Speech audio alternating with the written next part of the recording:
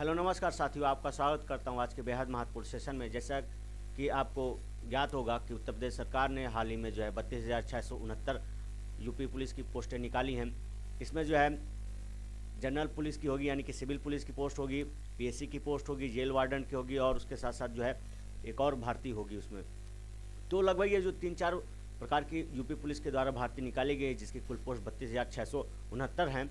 इनमें जो है अब निगेटिव मार्किंग नहीं होगी, यानी कि इससे पहले जो भी पुलिस के एग्ज़ाम हुए हैं उनमें जो है निगेटिव मार्किंग थी, लेकिन अब उत्तर प्रदेश सरकार ने जो है यूपी पुलिस कांस्टेबल की भर्ती से जो है निगेटिव मार्किंग हटा दी। ये छात्रों के लिए जो है बहुत बढ़िया अपॉर्चुनिटी हो गई है कि अब जो है छात्र पूरे क्वेश्चंस अटेम्प्ट कर सकते हैं और उसके लिए जो है उनका कोई निगेटिव मार्क नहीं होगा। अगर आपने जो है जो भी प्रश्न अटेंड किए हैं उनमें वो प्रश्न सही हैं तो उसके आपको नंबर मिलेंगे, यदि वह गलत हैं तो उसके नंबर नहीं काटे जाएंगे। ठीक है, जैसे कि आप मेरे पीछे नोटिस देख रहे हैं, सिपाही भर्ती में अब निगेटिव मार्किंग नहीं। ठीक है, मतलब कैबिनेट का यह फैसला है कि अब सिपाही भर्ती में उत्तर प्रदेश पुलिस की अब निगेटिव मार्किंग नहीं होगी। इससे पहले जो भी होते थे वो अब आगे के एग्जामों में नहीं होगी जो सिपाही भर्ती होंगे। ठीक है, लेकिन यहाँ पर एक चीज़ समझने वाली है कि अगर उसमें जो है नॉर्मलाइजेशन की प्रक्रिया लागू होगी तो गलत क्वेश्चंस के चलते जो है आपके नंबर ऑटोमेटिक जो है कम हो सकते हैं। तो इस चीज़ का भी ध्यान रखिएगा। अनावश्यक जो है इतने ज़्यादा भी क्वेश्चन से गलत नहीं करने हैं कि अगर नॉर्मलाइजेशन का आगे चांस बनता है भर्ती प्रक्रिया के दौरान तो यह आपके लिए जो है घातक साबित हो सकता है, क्योंकि जब आप अपने सही से ज़्यादा गलत प्रश्न किए होंगे तो उसके जो है नंबर ऑटोमेटिक घटा दिए जाएंगे। जो आपकी परीक्षाओं में जो है होता आ रहा है, चाहे रेलवे में हो, चाहे जो है यूपी टेट में हो, चाहे यूपी पेट में हो, या फिर जो भी किसी भी एग्जाम में हो रहा हो, उसमें जो है जब नॉर्मलाइजेशन होता है तो आपके नंबर जो है घटा दिए जाते हैं, क्योंकि आप जो है नंबर ऑफ क्वेश्चन गलत अटेम्प्ट किए होते हैं ज़्यादा अपने सही से। तो इसलिए इस बात का भी ध्यान रखिएगा। अगर नेगेटिव मार्किंग हटाई गई है तो इस चीज़ को इस तरीके से मत लीजिएगा कि इतने ज़्यादा क्वेश्चन आप गलत करके चले आए, अटेंड करके चले आए आपके सही से ज़्यादा। ठीक है, क्योंकि जब रिजल्ट आएगा उसमें नॉर्मलाइजेशन होगा तो जो है जिसके जितने ज़्यादा सही क्वेश्चन होंगे उसको उतने ही ज़्यादा नॉर्मलाइजेशन का फ़ायदा होगा। अब ये जो है नोटिस आई है, ठीक है, इसकी अप्लाई करने की जो तिथि है वो 31 दिसंबर 2025 से जो है 30 जनवरी 2026 तक है। तो मतलब एक महीने आपको जो है लगभग एक महीने का समय मिलेगा इस फॉर्म को भरने के लिए। इसलिए जो है आप अपना जो है OTR कर लीजिए और अपनी जो है फीस पेमेंट कर दीजिए और सारी डिटेल जो है भर दीजिए। अगर आपने OTR नहीं किया है तो उसको जो भी है आप कर लीजिएगा, क्योंकि बिना OTR की ये जो है अब आपका फॉर्म नहीं भरा जाएगा। OTR कैसे होगा हम आगे जो है चर्चा करेंगे। ये जो है एज लिमिट में भी इसमें आप विशेष ध्यान दे लीजिए, क्योंकि इस वक्त ये बहुत बड़ा मुद्दा है। हम इसमें भी आगे बात करेंगे और हो सकेगा तो हम एक दूसरे वीडियो में बात करेंगे, क्योंकि जो है ये फॉर्म जो है 10+2 का यानी कि 10+2 का है। अगर आप 12 पास है तो आप इस फॉर्म को भर सकते हैं। ठीक है, और उसके बाद जो है एज लिमिट का जो सबसे बड़ा मुद्दा चल रहा है ये 18 से 22 साल का है। मतलब सारे जनरल वाले जो हैं उनके लिए एज लिमिट 18 से 22 साल रखी गई है। वहीं पर जो अन्य कैटेगरी के लोग हैं, ये महिलाओं के लिए जो है 25 साल है। ठीक है, और वहीं OBC SC ST के लिए जो है 18 से 31 साल तक है। यहाँ पर जो है जनरल वाले बच्चों के लिए जो एज रिलैक्सेशन है वो बहुत कम रखा गया है।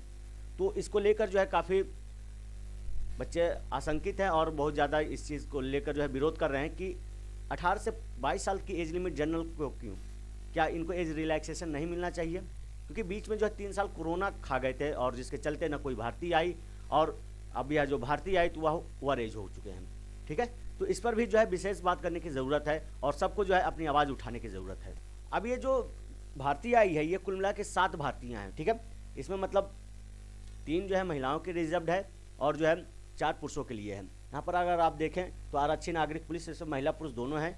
ठीक है, वहीं पर आरक्षी PSC की बात करें तो इसमें जो है पुरुषों के लिए है, आरक्षी विशेष सुरक्षा बल पुरुष के लिए है, महिला बटालियन है तो महिला आरक्षी ये महिलाओं के लिए। ठीक है, आरक्षी घुड़सवार पुलिस ये पुरुष वालों के लिए, और जेल वार्डन पुरुष के लिए, जेल वार्डन महिला। मतलब अगर आप यहाँ देखें तो ये जो है पहले में जो है महिला पुरुष दोनों की, यानी कि एक जो है महिला के लिए यहाँ पर है और दूसरा जो है महिला के लिए यहाँ पर है और तीसरा जो है ये महिला के लिए यहाँ पर है।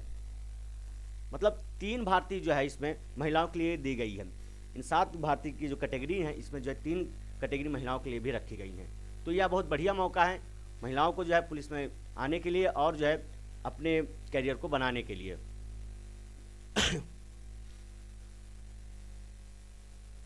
अगर हम और बात करें महत्वपूर्ण तिथियां क्या हैं तो इसके ऑनलाइन आवेदन की तिथि जो है 31 से शुरू हो गई है और यह जो 30 जनवरी 2026 को ख़त्म हो जाएगी।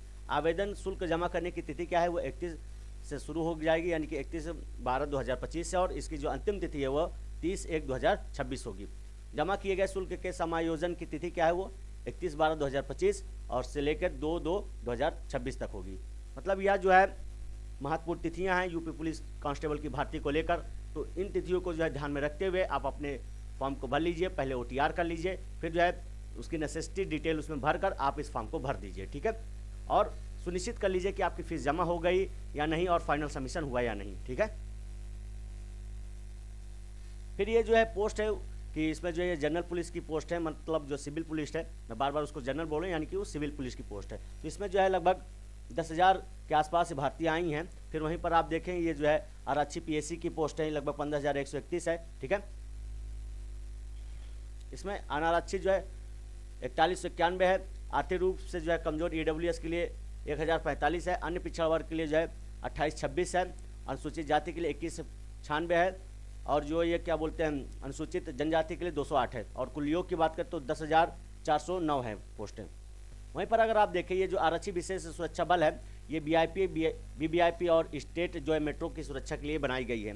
मतलब ये जो हमारे स्टेट के VIP और VVIP लोग हैं उनकी सिक्योरिटी में रहेंगी, और जो स्टेट के मेट्रो है, यानी कि जैसे कि नोएडा मेट्रो हो गई, कानपुर मेट्रो हो गई, और प्रयागराज में भी बहुत जल्द मेट्रो बनने वाली है, तो इन सब की जो सुरक्षा करेगी वो जो है हमारी यही विशेष सुरक्षा बल ही करेगी, ठीक है। अगर उन पर बात करें तो ये जो है 538 अनरिजर्व्ड है, 134 जो है EWS के लिए है, OBC के लिए 262 है, शेड्यूल कास्ट के लिए जो है 291 है, और शेड्यूल ट्राइब के लिए 26 है, और टोटल अगर हम बात करें तो 1341 पोस्टें हैं। वहीं पर अगर आप ये जो है महिला बटालियन के लिए देखें तो इसकी जो है ये पोस्टें हैं, और वहीं पर घुड़सवार के लिए देखें तो ये 71 पोस्टें हैं कुल।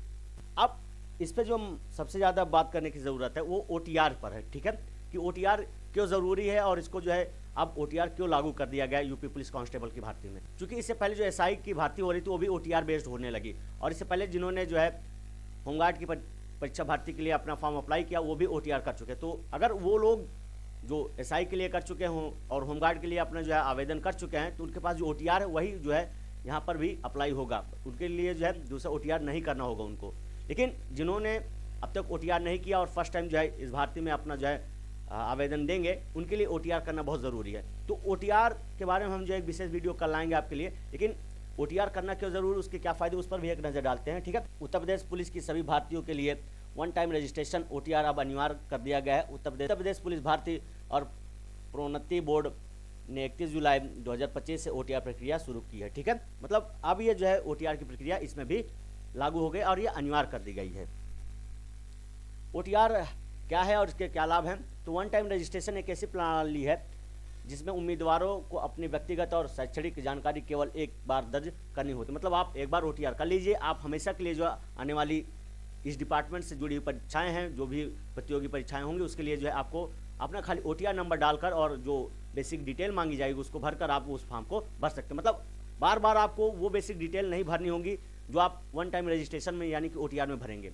आपको जो है जैसे माता का नाम बदलना होगा, आप विवाहित अविवाहित हैं या नहीं, नेशनैलिटीज़ को लेकर ये सारी, और एड्रेस को हो सकता है लेकर उसको जो है बदलाव देने पड़े, और एड्रेस को लेकर कुछ बदलाव हो सकते हैं। यही जो 3-4 बदलाव हैं यही जो है आपके आगामी आने वाली परीक्षाओं के लिए होंगे। बाकी आपकी एज यूजुअल जो बेसिक डिटेल है वो हमेशा सेम रहेगी, उसमें आपको ज़्यादा नहीं भरना पड़ेगा, कोई भी चेंज नहीं करना पड़ेगा। अब आपको जो है फ़ोटो और सिग्नेचर भी बदलने पड़ सकते हैं, ठीक है। जानकारी का ऑटो फिल हो जाना एक बार पंजीकरण, ठीक है। रजिस्ट्रेशन के बाद भविष्य में यूपी पुलिस की किसी भी भर्ती के लिए आवेदन करते समय आपकी अधिकांश जानकारी स्वचालित रूप से जो है ऑटो फिल भर जाएगी, ठीक है। मतलब वही जैसे मैंने आपको बताया, आपको जो है सिग्नेचर फ़ोटो, आपका अपना एड्रेस, अविवाहित, माता का नाम, ये सारी जो है डिटेल आपको आगे की परीक्षाओं में भरनी पड़ेगी। बाकी आपका हाई स्कूल, आपका इंटर जो है ये सब एक ही बार में फिल रहेगा, आपको बार बार इसके भरने की ज़रूरत नहीं है। समय की बचत होगी, इससे क्या होगा, OTR करने पर जो है आपकी समय की बचत होगी, डिजिटलता जो है उपलब्ध होगी, आपकी जानकारी डिजिटल रूप से अवेलेबल होगी। मतलब विभाग को जब भी विभाग चाहेगा आपकी जानकारी वहाँ से उठा लेगा। सभी पदों के लिए अनिवार्य है या जो है यह व्यवस्था constable, sub inspector, assistant sub inspector, computer operator, programmer और अन्य सभी पदों के लिए अनिवार्य है। मतलब जो भी यूपी पुलिस से जुड़ी वैकेंसीज होंगी, जो भी विभाग हैं यूपी पुलिस के अंडर, वह सब जो है अब वो टीआर के माध्यम से ही भरी जाएंगी। ठीक है, उम्मीद करता हूँ यह सेशन आपको पसंद आया होगा। ऐसे महत्वपूर्ण जानकारी के लिए आप हमारे चैनल को सब्सक्राइब करना ना भूलें। जय हिंद, जय भारत।